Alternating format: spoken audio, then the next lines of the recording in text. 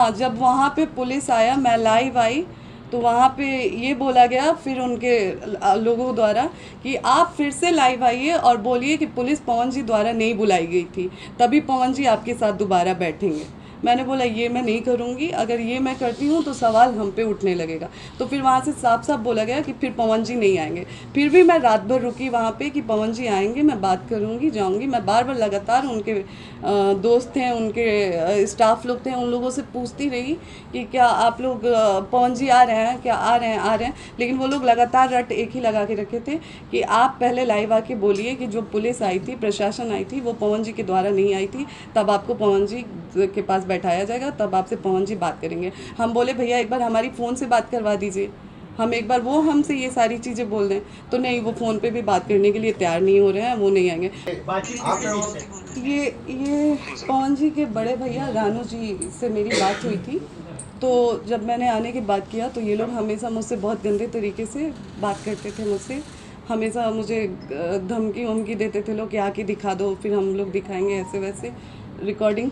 और हॉस्पिटल, जिस हॉस्पिटल में मैंने नींद की गोली खाई थी, उसके बाद रानू भैया के द्वारा वहाँ पे पवन जी के पहले की टीम में से दीपक भैया जी थे, रानू भैया जी थे और विक्की जी थे। हॉस्पिटल का नाम ये हॉस्पिटल है जिसमें मुझे 2 बजे रात को ले जाके इलाज करवाया गया। मैं कौन सा हॉस्पिटल है? बेले व्यू मल्टी स्पेशलिस्ट हॉस्पिटल। कहाँ का हॉस्पिटल है? ये हॉस्पिटल आपका शहर बता दीजिए। शहर मुंबई का है, अंधेरी का जी। इसमें सारे डिटेल हैं, अगर आप लोगों को पीछे से जी। पवन जी कह रहे हैं कि 1.5 घंटा फ्लैट पर आप लोगों की बातचीत हुई, क्या बातचीत हुई? वो तो कह रहे हैं कि हमने बातचीत करने के बाद फ्लैट से बाहर गए थे। पहली बात तो पवन जी ने बोला कि 1.5 घंटे बातचीत हुई। उससे पहले जो उनके भाई ऋतिक जी इंटरव्यू में आए थे, उन्होंने बोला कि लगातार मैंने टिकट की बात की। जबकि आज पवन जी का स्टेटमेंट अगर आप लोग देखते हैं तो ऋतिक जी के स्टेटमेंट से बिल्कुल अलग स्टेटमेंट है पवन जी का। तो आप लोग ही डिसाइड करें ना, कौन सच कौन झूठ बोल रहा है। मैं तो सामने मीडिया के बैठ के पवन जी को बोल रही हूँ कि एक बार आप भी बैठ जाइए, हम भी बैठ जाएं। जैसे आपने अकेले प्रेस कॉन्फ्रेंस किया, साथ में बैठ के एक बार कर लीजिए। हम कौन गलत कौन सही, आप मुझसे सवाल करिए। मैं आज तक पूछते आई हूँ कि मेरी गलती क्या है, मेरी कौन सी ऐसी गलती है, मेरी ऐसी कौन सी गलती है जो आज 7 साल से मैं झेल रही हूँ। लेकिन आज तक पवन जी ने कभी मुझे जवाब नहीं दिया। कोई बातचीत नहीं हुई आपकी? इंतजार कर रही थी फ्लैट में, फिर उसके बाद आप वापस चली गई। कौन सी ऐसी बात हुई थी कि आपने फिर उसके बाद ये कदम उठाया कि मैं यहाँ से अब चली जा रही हूँ? जी, जब मैं पवन जी के फ्लैट में गई, वहाँ पे हम लोग बैठे, बिल्कुल पवन जी ने जो बात वहाँ पे बोली है कि हम लोग बैठे, नॉर्मली हमारी बातचीत हुई, कुछ ऐसा नहीं था, बहुत अच्छे से बहुत प्यार से बातचीत हुई मेरे पवन जी के बीच में। उनके भैया गुड्डू भैया बैठे हुए थे, बगल में ऋतिक जी बैठे थे, उनके एक और दोस्त हैं जो प्रोड्यूसर हैं धनंजय भैया जी, वो लोग बैठे थे, सारे लोग बैठे थे। बातचीत हो रही थी ऐसे ही नॉर्मली, जो जैसा कि उन्होंने बोला कि मैंने रट लगाया था कि मैं नहीं जाऊंगी। उनके भैया, जैसे ही मैं बैठती हूँ, उनके भैया द्वारा कहा जाता है कि आप ज्योति, जो आप आई हैं, बात करिए और फिर यहाँ से जाइए, आप यहाँ पे रुक नहीं सकती हैं। मैंने बोला कि क्यों नहीं रुक सकती हूँ, क्या मेरे पति का घर है, आप लोग कैसे बोल रहे हैं कि मैं नहीं रुक सकती हूँ? तो नहीं, आपको रुकने नहीं दिया जाएगा। हम बोले ठीक है भैया, आप मेरा हाथ पकड़ के बाहर निकाल दीजिए। तो फिर उन्होंने बोला कि देखा, ये कुल फालतू बात मत करो, बस बात करो अपन, आइजा से जा। उस समय पवन जी ने एक शब्द नहीं बोला। और फिर चाय पानी वाली बात सच है कि उन्होंने चाय पानी के लिए बोला गया हम लोगों को कि चाय पानी पीजिए, आप लोग आराम से बैठिए। और फिर वहाँ से पवन जी निकल जाते हैं ये कह के कि 1 घंटे की मेरी मीटिंग है, 1 घंटे बाद आता हूँ, तो आपसे बैठ के बात करता हूँ। जैसे ही वो वहाँ से निकलते हैं, पीछे से 10 मिनट के अंदर ही प्रशासन आ जाती है। दूसरी बार सुबह से ये दूसरी बार प्रशासन आती है वहाँ पे। दूसरी बार प्रशासन आके, आज जो मैंने वीडियो डाला है, एसएचओ द्वारा मुझे धमकी दिया जाता है कि आप वहाँ से हटिए, नहीं तो आप पे FIR करा दिया जाएगा अगर आप ज़्यादा वो करेंगी तो क्या आज मैं जनता से पूछती हूँ कि अगर कोर्ट में मामला होते हुए पवन जी मुझे चुनाव में बुला सकते हैं, तो क्या 4 सवाल जो मेरे हैं उसका जवाब लेने के लिए मैं पवन जी के घर पे नहीं जा सकती हूँ?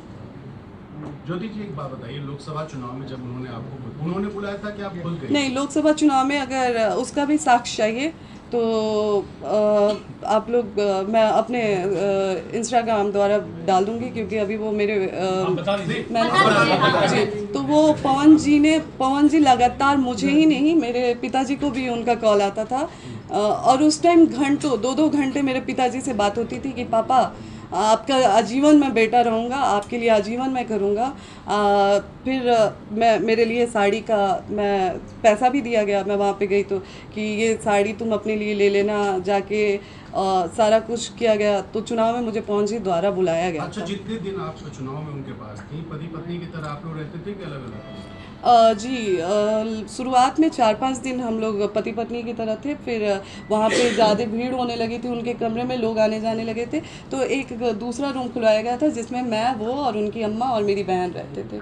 अच्छा, इनिशियल वजह क्या रही आप लोग के बीच में जो फर्क आया या डिफरेंसेस आए, इनिशियल वजह क्या? सर, वही जवाब आज मैं भी चाह रही हूँ, और वही जवाब के लिए मैं पवन जी से लगातार संपर्क करने की कोशिश कर रही हूँ कि एक वजह हमें भी बता दीजिए कि हमारी गलती कहाँ रही है। कितने आपको समझ में आया? आपको कुछ तो समझ में आया होगा। सवाल में आया होगा। साथ में रहे कितने समय से आप लोग अलग हैं? जी, हम लोग लगभग डेढ़ से 2 साल साथ में रहे हैं। नहीं, फिर भी कोई वजह आपको जो समझ में आई हो? मतलब क्या इनिशियल जैसा कि जी, वो हमारे साथ रहते थे और हमें मतलब जैसे दवा हमेशा खिलाते थे, तो उस चीज़ का भी मैंने विरोध करना चालू किया कि नहीं, ऐसे नहीं होगा, मैं आपकी पत्नी हूँ, कब तक मैं ऐसे ज़बरदस्ती दवा आप खिलाते रहेंगे और मैं खाती रहूँगी, मतलब मेरे शरीर पे भी वो दवा गलत असर कर रही है, ऐसा नहीं। बस उस चीज़ों को लेके, और फिर जैसा कि मैंने पहले भी एक इंटरव्यू में बोला है कि किसी के द्वारा एक ऑडियो मैसेज पवन जी के फ़ोन में भेजा गया था कि ज्योति सिंह का इनसे संबंध है, उनसे संबंध है। बस उस एक ऑडियो की वजह से आज ज्योति सिंह यहाँ पे खड़ी है। आपके पिताजी पर भी आरोप लगा। मतलब मिसअंडरस्टैंडिंग रही जो किसी लोगों ने आपके बारे में जी सीधी चीजें जी भेजी। जी, वो मिसअंडरस्टैंडिंग रही जिसे आज तक पवन जी ने क्लियर करने की कोशिश नहीं की। मैं लगातार उनसे मिलने के लिए भीख मांगती रही, बात करने के लिए भीख मांगती रही, लेकिन वो कभी मेरे सामने बैठने के लिए तैयार ही नहीं हुए। एक आरोप आपके एक सवाल पिताजी और पर है। लगा कि उन्होंने कहा कि मेरी बेटी को विधायक बना दो, उसके बाद रखना हो तो रखो, छोड़ना हो तो छोड़ दो। अगर आप और पिताजी अरे मैं उनसे पूछना चाहती हूँ कि क्या पार्टी वो चला रहे हैं, क्या उनकी कोई पर्सनल पार्टी है जो वो मुझे विधायक बना देंगे? आप ही बताएं, क्या कोई पार्टी उनकी पर्सनल पार्टी है जिससे वो मुझे विधायक बना देंगे?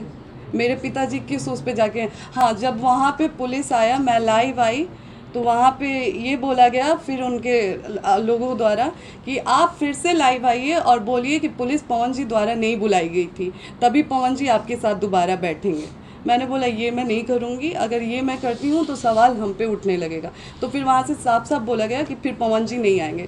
फिर भी मैं रात भर रुकी वहाँ पे कि पवन जी आएंगे, मैं बात करूँगी, जाऊँगी। मैं बार बार लगातार उनके दोस्त हैं, उनके स्टाफ लोग थे, उन लोगों से पूछती रही कि क्या आप लोग पवन जी आ रहे हैं, क्या आ रहे हैं, लेकिन वो लोग लगातार रट एक ही लगा के रखे थे कि आप पहले लाइव आके बोलिए कि जो पुलिस आई थी, प्रशासन आई थी, वो पवन जी के द्वारा नहीं आई थी, तब आपको पवन जी के पास बैठाया जाएगा, तब आपसे पवन जी बात करेंगे। हम बोले भैया एक बार हमारी फ़ोन से बात करवा दीजिए, हम एक बार वो हमसे ये सारी चीज़ें बोल दें, तो नहीं, वो फ़ोन पे भी बात करने के लिए तैयार नहीं हो रहे हैं, वो नहीं आएंगे।